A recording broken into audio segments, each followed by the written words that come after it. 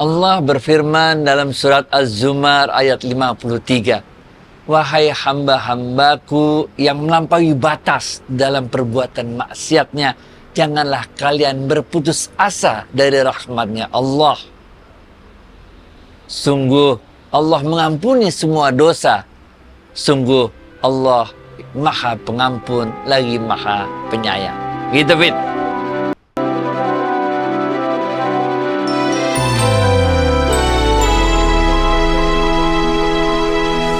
Assalamualaikum warahmatullahi wabarakatuh, sahabat Smart Skill School. Semoga kita semua selalu dalam lindungan Allah Subhanahu wa Ta'ala. Amin.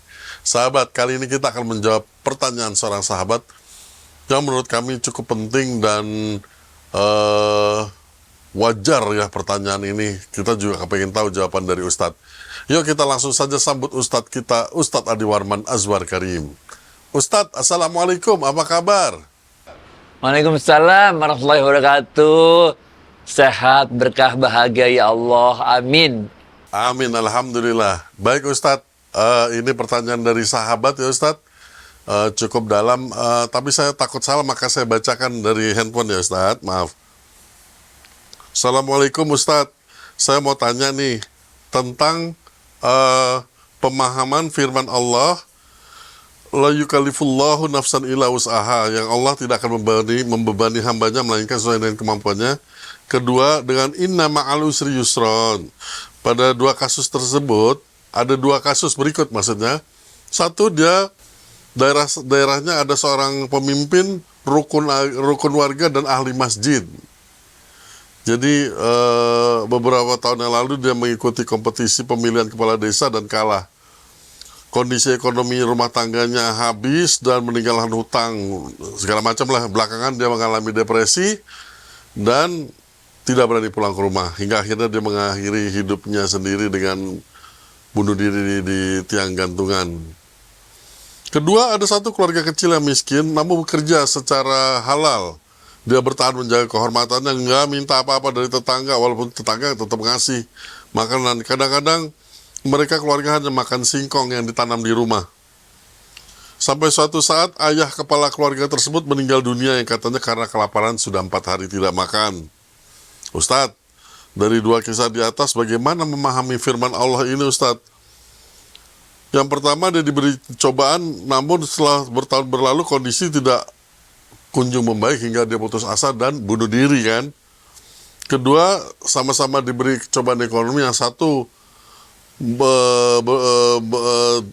bahkan sampai meninggal karena menahan lapar. Apakah itu batas kemampuan menerima cobaan, Ustadz?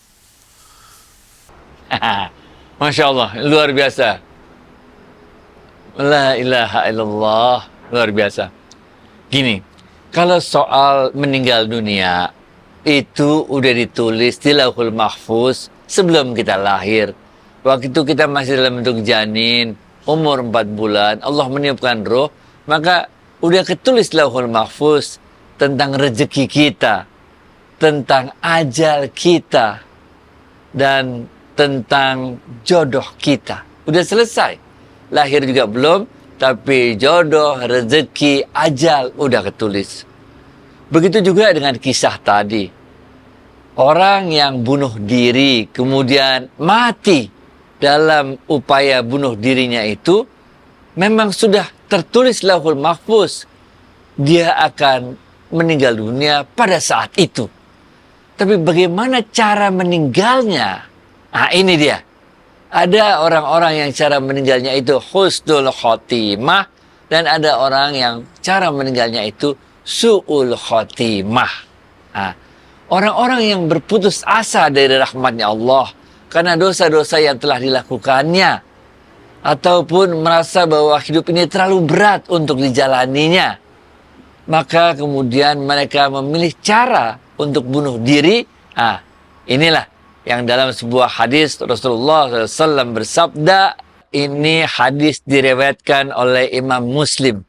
Siapa-siapa yang bunuh diri dengan menggunakan besi, maka dia akan terus memegang besi tersebut dan menghujamkan besi tersebut ke perutnya sampai kekal selama-lama jadi neraka.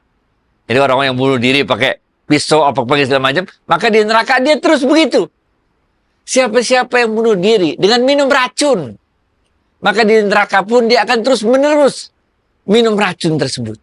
Dan siapa-siapa yang bunuh diri dengan terjun dari atas jurang, maka di neraka pun dia akan terus menerus terjun ke dalam neraka jahanam itu. Nah, ini peringatan Rasulullah SAW kepada orang-orang yang memilih untuk berputus asa dari ampunannya Allah, dari rahmatnya Allah, dan memilih mengakhiri hidupnya dengan cara su'ul khotimah, yaitu bunuh diri. Nggak bunuh diri pun dia akan mati. Nah ini. Nggak bunuh diri pun dia akan mati. Dan dia akan mati dalam bentuk husnul khotimah kalau dia nggak berputus asa dari rahmatnya Allah. Tapi kalau dia berputus asa dari rahmatnya Allah, sama juga matinya pada saat itu juga. Tapi dia akan mengakhiri hidupnya dengan su'ul khotimah karena berputus asa dari rahmatnya Allah. Maka berlakulah hadis Rasulullah SAW yang diriwayatkan oleh Imam Muslim tersebut. Jadi untuk urusan mati, yang emang udah ada schedule-nya kapan kita mati.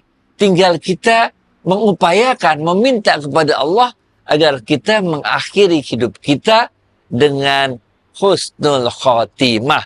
Man qala la ilaha illallah dakhalal jannah. Siapa-siapa yang sampai akhir hayatnya mengimani tidak ada Tuhan selain Allah, maka dia akan masuk ke dalam surganya Allah.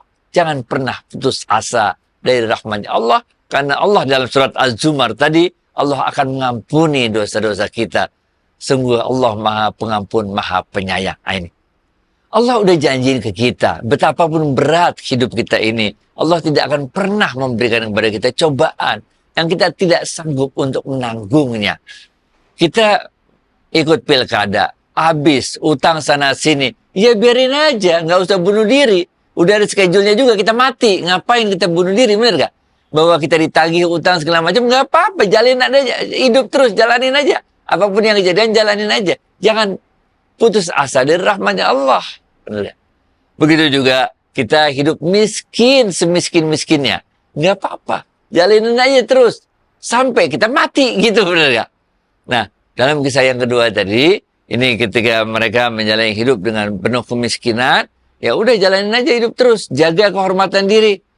Tapi kita juga jangan memutuskan tali silaturahim dengan orang-orang tetangga-tetangga kita, betul ya? Nah, ini jadi Allah telah menjamin semua rezeki semua makhluk yang ada, bahwa dia meninggal dunia, ya emang meninggal dunia, emang udah saatnya meninggal dunia, tapi jangan bunuh diri, oke? Nah, ini ada kisah nih, boleh cerita tentang tasawuf dikit, bener gak? Ini kisah Sufi. Ada seorang guru Sufi besar namanya Barshisha. Barshisha ini adalah seorang guru Sufi besar. Muridnya ada 60.000. Dan 60.000 muridnya itu semua level muridnya aja nih. Level muridnya itu udah bisa terbang. Udah bisa jalan, dia terbang. Di atas air udah terbang. Udah hebat banget pokoknya. Udah luar biasa sekali. Kemudian para malaikat pun takjub dengan ketaatan dan kehebatan Barshisha ini. Sehingga Allah kemudian bertanya kepada para malaikatnya, wahai malaikat-malaikatku, mengapa kalian begitu takjub dengan Barshisha? Di dalam catatanku di Lauhul Mahfuz, Barshisha akan mengakhiri hidupnya dengan su'ul khatimah, kata Allah kepada para malaikat-malaikatnya. Ini. Iblis yang mendengar mencuri-curi berita dari langit, kemudian semangat untuk menggoda, mengganggu Barshisha. Maka datanglah iblis kepada Barshisha dengan wujud tampilan yang luar biasa, pakai pakaian bagus, wangi, dan sebagainya, mau menjadi murid dari Barshisha. Benar gak? Kemudian mulailah Barshisha, iblis yang dalam wujud murid itu iktikaf di dalam masjidnya Barshisha. 3 hari 3 malam, pemuda ini atau iblis yang berwujud pemuda mau jadi murid tadi, itu 3 hari 3 malam terus-terusan, nggak makan, nggak minum, terus-terusan ibadah di masjid tersebut, bahkan tidak tidur 3 hari 3 malam. Luar biasa. Sehingga Barsisha kagum melihat murid barunya ini. Barsisha bertanya, bagaimana caranya engkau bisa begitu hebatnya dalam beribadah, nggak tidur, nggak capek, nggak makan, nggak minum selama 3 hari 3 malam? Maka murid barunya ini mengatakan, aku bisa melakukan itu karena aku pernah berbuat dosa. Karena pernah aku berbuat dosa, kemudian aku bertobat kepada Allah. Setiap kali aku merasa ngantuk, aku mengingat kembali dosaku, sehingga aku semangat lagi untuk beribadah kepada Allah. Itu. Sehingga Barsisha mengatakan, muridnya ini mengatakan, kalau engkau ingin bisa beribadah kepada Allah seperti sekuat yang aku lakukan, maka lakukanlah dosa. Ini. Lakukanlah dosa, kemudian segera taubat, kata murid barunya ini. Maka engkau akan bisa beribadah kepada Allah dengan luar biasa, karena setiap kali engkau merasa lelah, merasa capek, engkau ingat lagi dosa tersebut, maka engkau semangat lagi untuk beribadah. Oke? Kemudian Barsisha bilang, dosa apa? Benar ya? Ya, engkau bunuh orang aja. Oh, nggak bisa, dosa besar, kata Barsisha. Benar ya? Kalau gitu, engkau zina aja. Oh, nggak bisa, ya, itu dosa besar, kata Barsisha. Kalau gitu, minum arak aja lah. Minum khamar, katanya. Wah, minum khamar juga dosa besar, katanya. Nggak apa-apa, dikit aja, nggak usah mabok, katanya. Pergi ke desa itulah. Maka pergilah Barsisha ke desa tersebut. Maka dia coba minum khamar sedikit supaya nggak mabok. Tapi sebagai orang yang 220 tahun dalam kisah tersebut disebutkan 220 tahun nggak pernah melakukan maksiat sedikit pun Barsisha, sekalinya minum khamar walaupun cuma sedikit, dia langsung setengah mabok, bener gak? Karena setengah mabok nanggung dia minum lagi jadi mabok beneran. Sehingga penjaga warung tersebut, wanita itu, dia khilaf. Setelah mabok, dia berzina dengan wanita tersebut. Penjaga warung tersebut. Oke? Setelah dia berzina, waktu dia sadar, dia nggak mau ketahuan perbuatannya tersebut. Maka wanita penjaga warung itu pun dia bunuh. Kemudian, iblis yang menyaru berupa suami dari wanita penjaga warung tersebut melaporkan kepada hakim, kemudian Barsisha pun dihukum. Untuk zinanya dihukum cambuk, untuk khamarnya dihukum cambuk, untuk pembunuhnya dia dihukum bunuh juga. Pada saat itu ketika Barsisha udah mau dibunuh, udah mau diberikan hukuman mati, maka iblis datang lagi. Bagaimana sekarang keadaanmu, guru, katanya, kata gitu, benar ya. Maka Barsisha mengatakan, ya inilah akibat dari perbuatan maksiat yang aku buat, katanya. Kemudian iblis atau muridnya dalam bentuk muridnya mengatakan, maukah engkau ku beritahu bagaimana caranya untuk engkau bisa selamat dari hukuman ini sehingga engkau bisa bertobat dan kemudian beribadah kembali kepada Allah seperti sebelum-sebelumnya 220 tahun hidupmu yang telah engkau jalani. Maka Barsisha bilang, oh ini bagus juga idenya, benar nggak? Tobat, kemudian ibadah lagi, taat lagi. Bagaimana caranya? Kata Barsisha. Caranya mudah sekali. Engkau sujud aja padaku 1 kali aja. Sujud padaku 1 kali aja, kata muridnya ini, benar nggak? Habis itu, maka engkau akan terbebas dari semua kesulitan ini. Maka dalam keadaan kayak begitu kan, udah mau siap dibunuh gitu, mau di hukuman mati itu, Barsisha mengatakan, bagaimana aku bisa sujud padamu dengan keadaan kayak gini? Nggak apa-apa kalau nggak sanggup secara fisik sujud, maka lakukanlah sujud padaku dengan isyarat saja, gitu. Isyarat mata aja udah cukup. Maka Barsisha pun menuruti saran iblis yang pura-pura jadi muridnya itu, maka pada saat itulah dia dipancung, dikenakan hukuman mati. Maka Barsisha pun meninggal dunia dalam keadaan su'ul khotimah. Ini.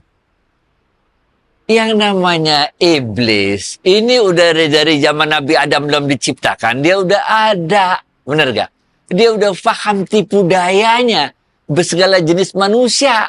Ah, itu sebabnya kita harus selalu minta perlindungan dari Allah. Minta kepada Allah diberikan husnul khatimah. Sehingga kita tidak pernah berputus asa dari rahmatnya Allah. Ah, ini paling penting banget. Begitu kita berputus asa dari rahmatnya Allah, itu berarti kita tidak percaya tentang keampunan Allah yang demikian besar. Kita tidak percaya bahwa Allah tidak akan pernah memberikan cobaan kepada kita yang tidak sanggup untuk kita menanggungnya. Dan seakan-akan kita pun tidak percaya bahwa fa inna ma'al usri yusra, inna ma'al usri yusra.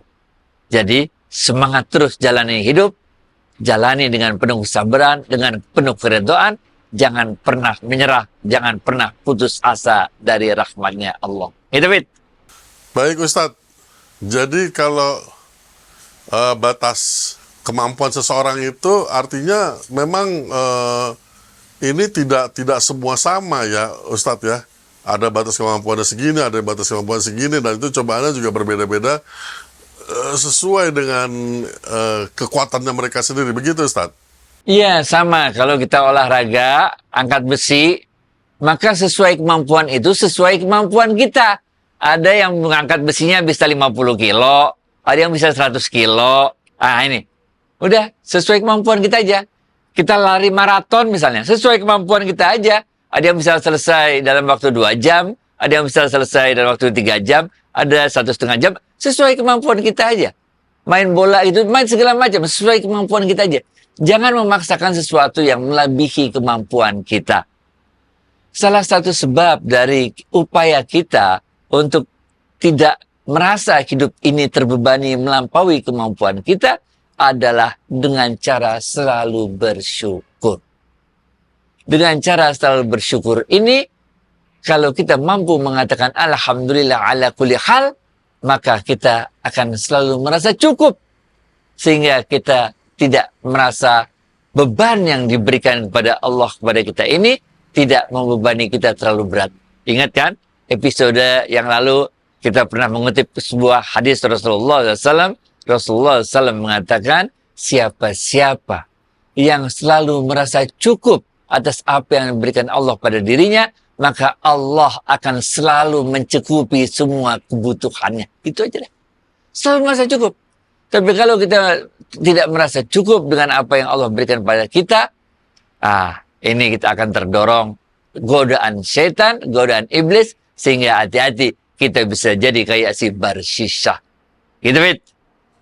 Masya Allah, baik Ustadz. Semoga jawaban ini dapat meringankan atau menjawablah pertanyaan sahabat kita dan kami semua di sini yang mendengarkan. Ustadz, terima kasih atas waktu dan tausiahnya. Assalamualaikum warahmatullahi wabarakatuh. Waalaikumsalam warahmatullahi wabarakatuh. Thank you.